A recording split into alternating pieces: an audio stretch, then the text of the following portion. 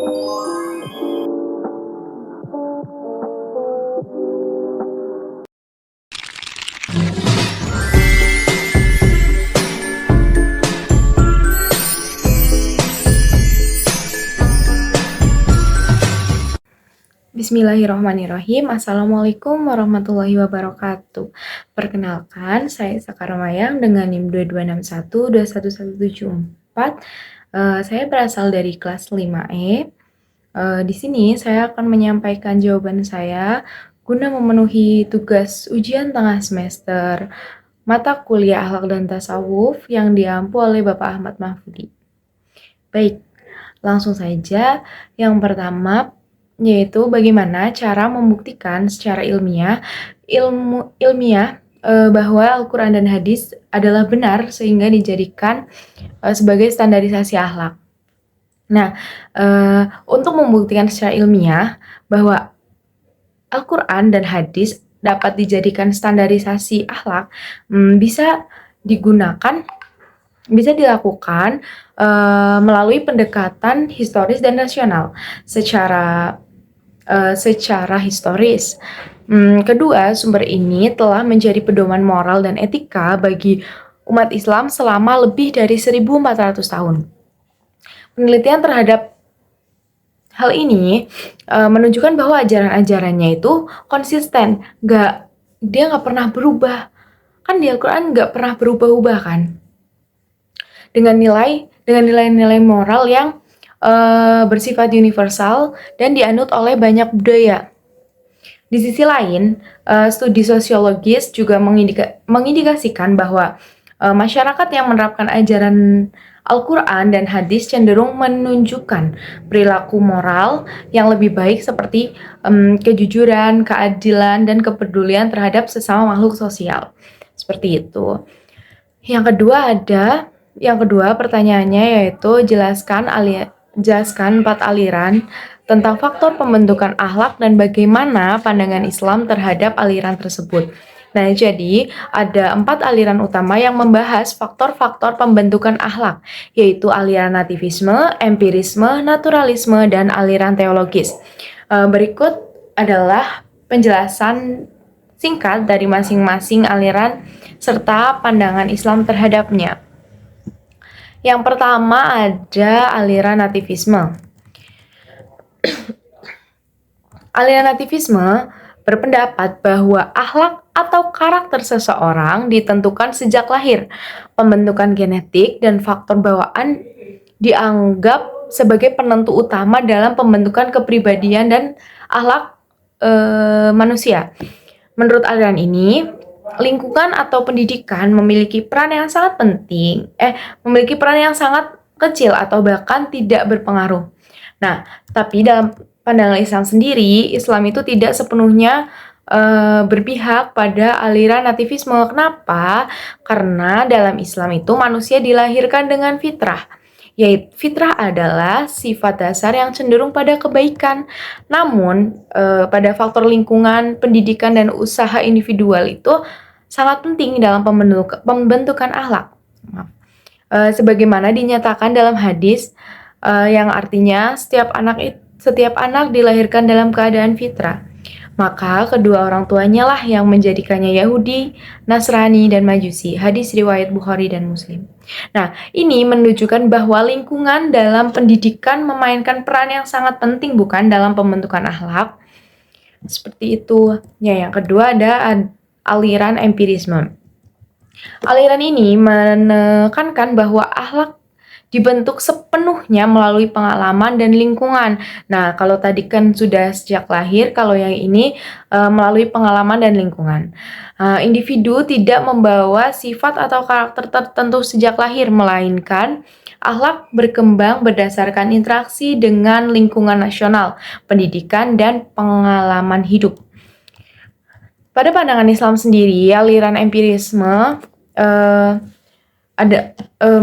Islam itu mengakui bahwa pengalaman dan lingkungan memiliki pengaruh yang besar dalam pembentukan akhlak. Namun, Islam juga menekankan keseimbangan antara fitrah bahwa manusia dan pengaruh eksternal. Pengalaman hidup, pendidikan, serta interaksi sosial adalah faktor penting yang dapat memperkuat atau merusak akhlak itu sendiri. Namun, usaha pribadi untuk selalu memperbaiki diri sangat-sangat dianjurkan oleh dalam Islam. Nah, Al-Quran juga menekankan pentingnya usaha individu dalam memperbaiki diri. Sebagaimana yang terdapat pada Quran Surat Ar-Ra'd ayat 11, yang artinya, sesungguhnya Allah tidak akan mengubah keadaan suatu kaum sebelum mereka mengubah keadaan diri mereka sendiri. Selanjutnya ada aliran naturalisme. Aliran ini percaya bahwa akhlak terbentuk secara alami. Nah, sesuai dengan perkembangan manusia itu sendiri. Nah, menurut aliran ini, manusia secara alamiah akan mengembangkan akhlak yang baik seiring dengan pertumbuhan dan perkembangan dirinya sendiri, tanpa memerlukan campur tangan besar dari lingkungan atau pendidikannya. Mereka percaya bahwa manusia akan berkembang dengan baik bila diberi kebebasan untuk berkembang sesuai alamiahnya. Nah, menurut pandangan Islam sendiri, Islam tidak sepenuhnya mendukung pandangan naturalisme yang mengabaikan pengaruh pendidikan dan lingkungan. Islam menekankan perlunya bimbingan dan pendidikan yang berkelanjutan untuk membentuk akhlak yang baik. Pendidikan agama, akhlak, dan spiritualitas sangat ditekankan dalam Islam sebagai sarana untuk mengarahkan perkembangan akhlak. Nah, dalam surat Al-Alaq ayat 1-5 Allah memerintahkan manusia untuk membaca dan belajar, yang menunjukkan pentingnya pendidikan dalam proses pembentukan karakter dan akhlak. Yang terakhir ada aliran teologis. Apa itu? Aliran teologis adalah aliran yang dimana berpendapat bahwa akhlak manusia dibentuk oleh faktor keimanan dan ajaran agama. Menurut aliran ini, akhlak yang baik hanya dapat terbentuk melalui kepercayaan Tuhan dan kepatuhan terhadap ajaran agama. Nah, agama dipandang sebagai sumber utama pedoman moral yang mengatur perilaku manusia. Nah, dalam pandangan Islam sendiri, aliran teologis sangat sejalan dengan ajaran Islam. Kenapa? Karena dalam Islam, keimanan dan ketakwaan kepada Allah merupakan faktor utama dalam pembentukan akhlak yang baik. Akhlak mulia dianggap sebagai buah dari keimanan yang kuat, sebagaimana Rasulullah Shallallahu Alaihi Wasallam bersabda, "Innama bu'itsu liutamima makarimal akhlak." Sesungguhnya aku diutus untuk menyempurnakan akhlak yang mulia. Hadis riwayat Ahmad. Islam mengajarkan bahwa akhlak tidak hanya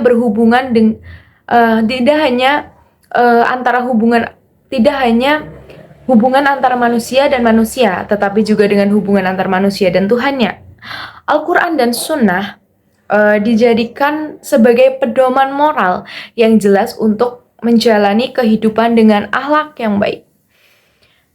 Selanjutnya, pertanyaan nomor 3, yaitu Allah Subhanahu wa Ta'ala adalah zat yang maha sempurna dan tidak membutuhkan yang lain, termasuk ibadah makhluknya. Nah, mengapa kita harus berakhlak terhadapnya? Sebutkan dan jelaskan bentuk-bentuk berakhlak terhadap Allah Subhanahu wa Ta'ala. Benar, meskipun Allah Subhanahu wa Ta'ala adalah zat yang maha sempurna, dan tidak membutuhkan apapun dari makhluknya, termasuk ibadah dan akhlak kita, tetapi sebagai hamba kita diperintahkan untuk berakhlak baik terhadap Allah Subhanahu wa Ta'ala. Sebagai apa? Sebagai bentuk pengakuan akan kemuliaannya dan sebagai tanda ketundukan serta kepatuhan kita. Akhlak terhadap Allah bukan untuk kepentingannya, tetapi juga untuk kemaslahatan diri kita sendiri, baik di dunia maupun di akhirat.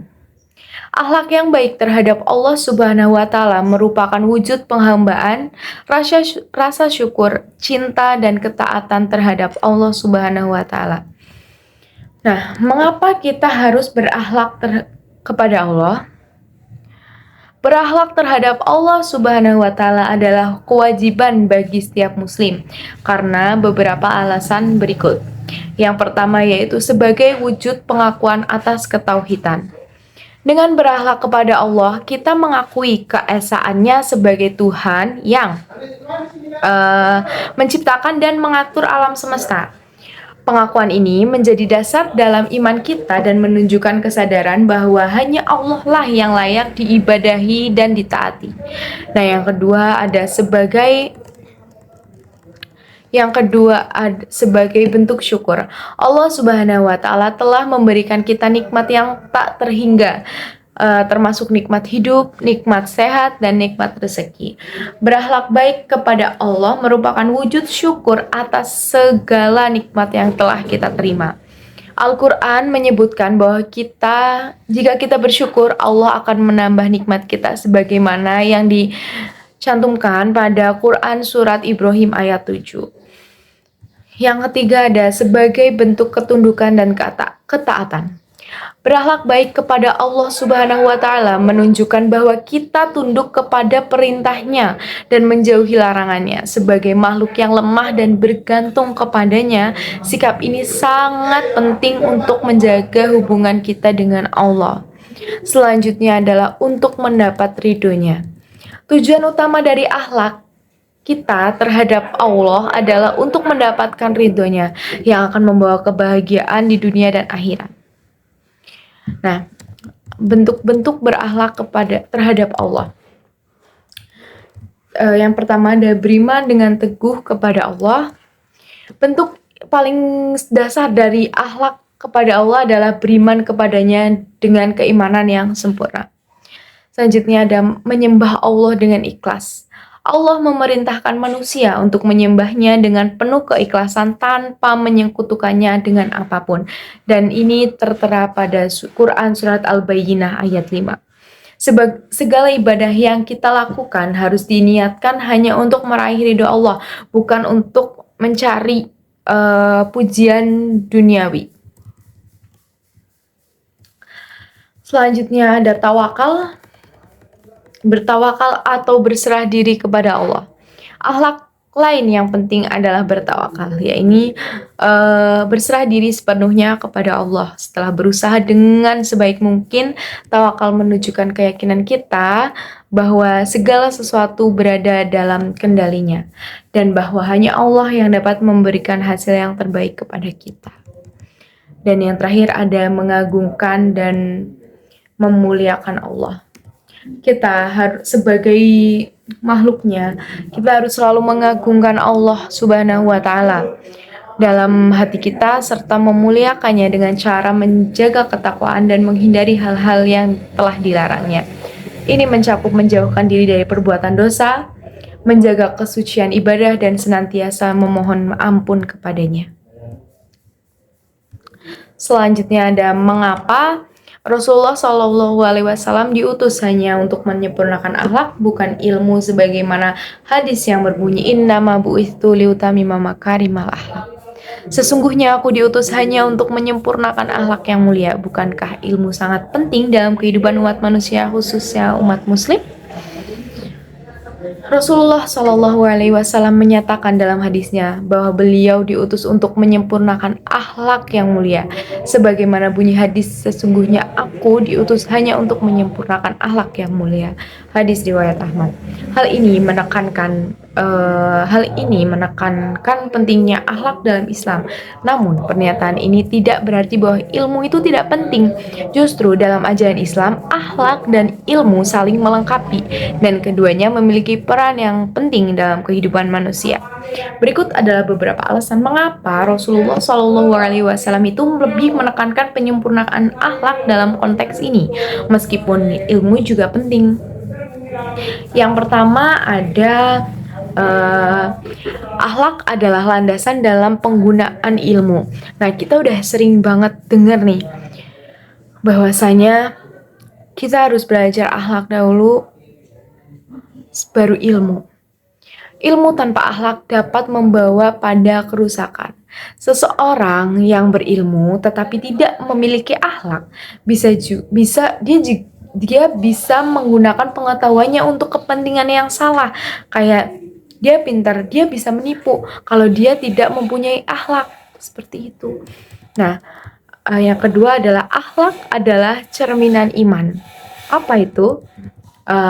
Dalam Islam, akhlak yang baik adalah wujud dari iman yang kuat.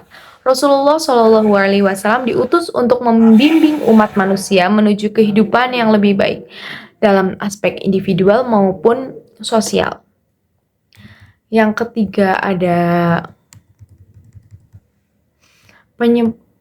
akhlak menjadi standar tertinggi dalam Islam.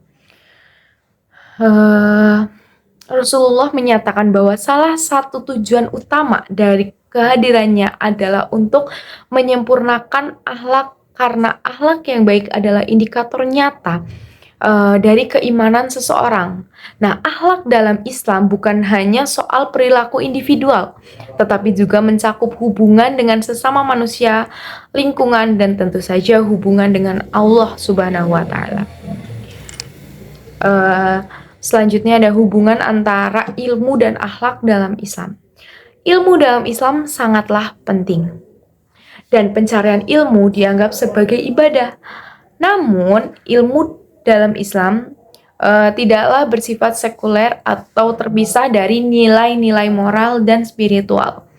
Ilmu yang didasari akhlak akan membawa kemanfaatan yang luas bagi individu dan masyarakat. Oleh karena itu, Rasulullah Shallallahu Alaihi Wasallam menekankan penyempurnaan akhlak sebagai pondasi yang harus ada terlebih dahulu agar ilmu yang diperoleh dapat kita gunakan untuk tujuan mulia dan membawa kebaikan dan pastinya bermanfaat.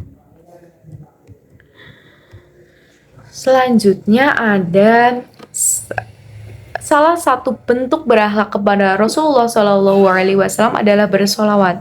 Nah, apa manfaatnya solawat bagi beliau? Sementara beliau adalah manusia yang maksum atau terjaga dari dosa. Nah, jawabannya bersolawat kepada Rasulullah Shallallahu Alaihi Wasallam adalah wujud cinta dan penghormatan kita kepada beliau, meskipun beliau adalah manusia yang maksum dan tidak memerlukan solawat dari kita. Tetapi sholawat tetap membawa banyak manfaat bagi kita sebagai umatnya.